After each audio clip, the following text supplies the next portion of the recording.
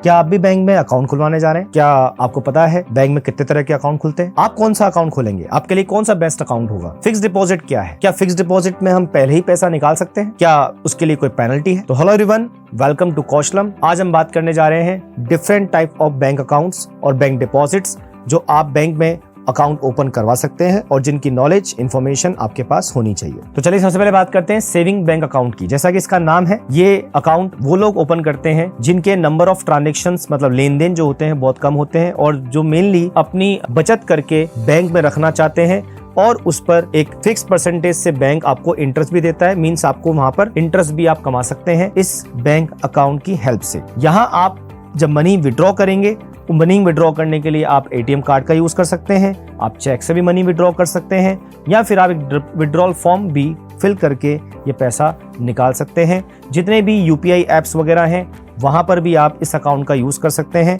Money receive करने के लिए भी और मनी पे करने के लिए भी। इंटरेस्ट की रेट थोड़ी सी कम होगी, लेकिन यहाँ पर नंबर ऑफ ट्रांजेक्शन्स आप कर सकते हैं, ज्यादा ट्रांजेक्शन्स कर सकते हैं। हालांकि ट्रांजेक्शन्स पे एक लिमिट भी है और अमाउंट जो आप यहाँ से विड्रॉ कर सकते हो उस पर भी एक लिमिट है।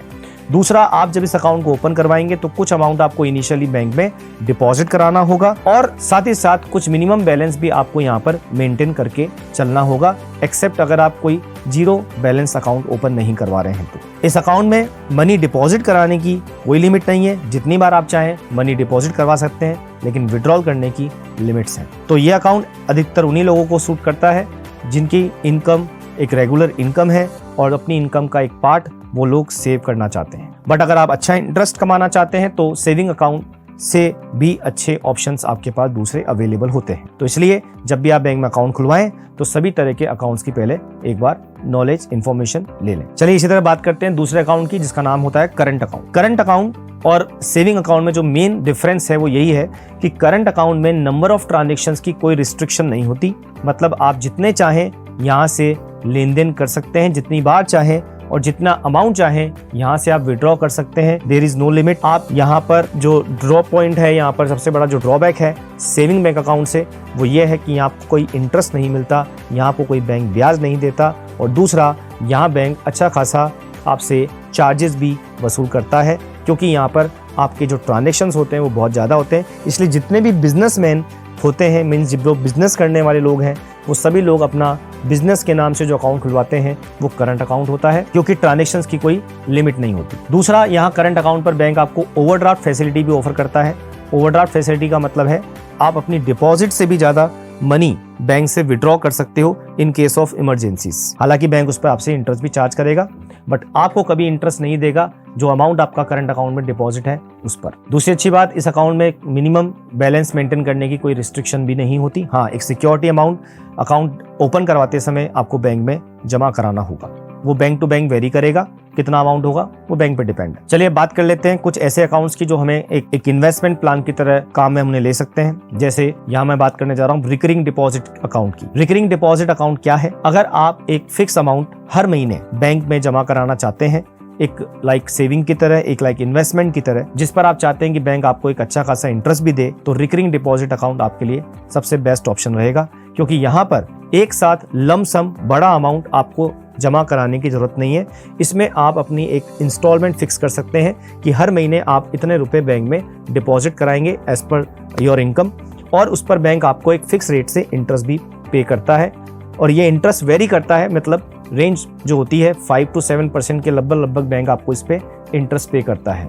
एक बड़ा नुकसान यहाँ पर यह है कि रिकरिंग डिपॉजिट्स में आप प्री मैच्योर विड्रॉल्स नहीं कर सकते हैं, मींस समय से पहले आप पैसा नहीं निकाल सकते हैं। अगर आप ऐसा करते हैं तो बैंक आपसे कुछ पेनल्टी या चार्जेस ले सकता है। अच्छी बात यह है कि आप RD account means recurring deposit accounts के अगेंस्ट आपके पास अगर रिक्वायरमेंट है तो आप लोन भी ले सकते हैं। 80 to 90% आपको इस डिपॉजिट पर लोन फैसिलिटी मिल जाती है आपके बैंक से। चलिए, अब अगर आप और भी अच्छा इंटरेस्ट अर्न करना चाहते हैं और लंबे समय तक के लिए अर्न करना चाहते हैं, लॉन्ग टर्म पीरियड के लिए, तो आपके पास सबसे अच्छा ऑप्शन होता है बैंक में, वो होता है फिक्स डिपॉजिट। फिक्स डिपॉजिट में एक ही सबसे बड़ी कमी है, वो है कि जो रिटर्न है, जो इंटरेस्ट की रेट है, वो बाकी इन्वेस्टमेंट ऑप्शंस जो हैं उनसे कम होगी। लेकिन फिक्स डिपॉजिट में सबसे अच्छी बात यह है कि आपका पैसा यहाँ पर एक तरीके से सेफ है।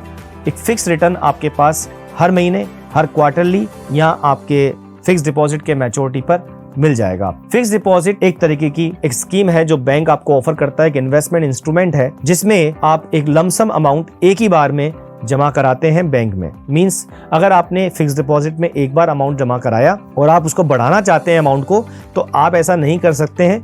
इसके लिए आप दूसरा एफडी अकाउंट बैंक के साथ ओपन करवा सकते हैं। लेकिन पहले वाले जो एफडी अकाउंट है, जैसे सपोज आपने 5 लाख की डिपॉजिट करवाई, फिक्स डिपॉजिट करवाई और आप चाहते हैं कि इसको आप 6 लाख कर दें, तो ऐसा नहीं कर सकते आप। 5 लाख का फिक्स डिपॉजिट अकाउंट अलग ओपन होगा और अगर उसमें और आप अमाउंट जमा कराना चाहते हैं, बैंक में उसकी एफडी कराना चाहते हैं, तो उसके लिए आपको कोई दूसरा अकाउंट ओपन करवाना होगा। दूसरी बात, फिक्स डिपॉजिट पर जो रिटर्न है, जो इंटरेस्ट है, वो रिकरिंग डिपॉजिट्स हैं या सेविंग बैंक अकाउंट है, डेफिनेटली उससे अच्छा होता है। इंटरेस्ट के रेट जो है रेंज करती है 5 to 9% के बीच में। और इसके अलावा यहाँ जो पैसा है वो आप एक लंबे समय तक रख सकते हैं, लंबे समय तक आप इसमें इंटरेस्ट अर्न कर सकते हैं।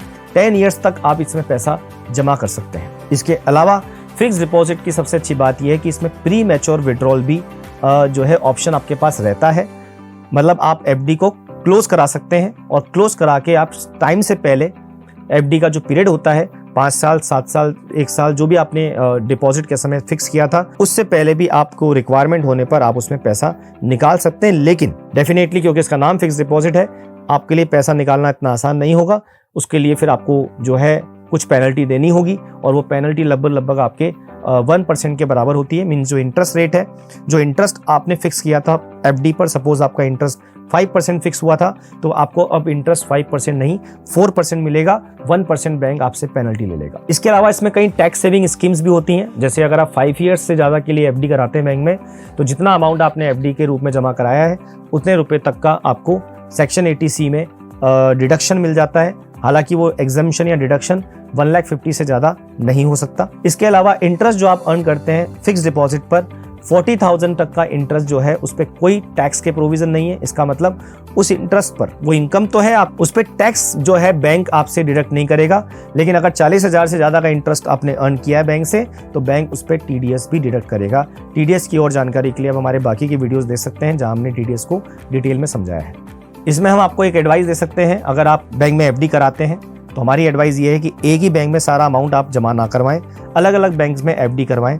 क्योंकि एक बैंक में जो अमाउंट आप जमा कराते हैं, डिपॉजिट कराते हैं, अगर कल को बैंक डिफॉल्टर हो जाता है तो 5 लाख रुपए तक का मैक्सिमम कंपनसेशन बैंक आपको दे सकता है। सपोज आपने अगर किसी बैंक में 10 लाख रुपीस तक की क्रेडिट आपने डिपॉजिट करा दी और बैंक डिफॉल्टर हो गया, तो बैंक 5 लाख रुपीस तक ही आपको पैसा देने के लिए लायबल होगा under the scheme deposit insurance and credit guarantee corporation. तो अब यहाँ पर अगर आपके पास ज़्यादा अमाउंट है और उसे आप एफडी के रूप में जमा कराना चाहते हैं, तो आप अलग अलग बैंक में अकाउंट ओपन कर सकते हैं। और अच्छी बात यह है कि हर बैंक आपको जहाँ आप अकाउंट ओपन करेंगे एफडी वाला, हर बैंक से आपको 5 लाख रुपीज़ की मिनिमम अमाउंट की गारंटी मिलेगी कि अगर बैंक कल को डूब भी जाता है तो 5 लाख रुपीज़ तक आपको जो अमाउंट है वो मिल जाएगा।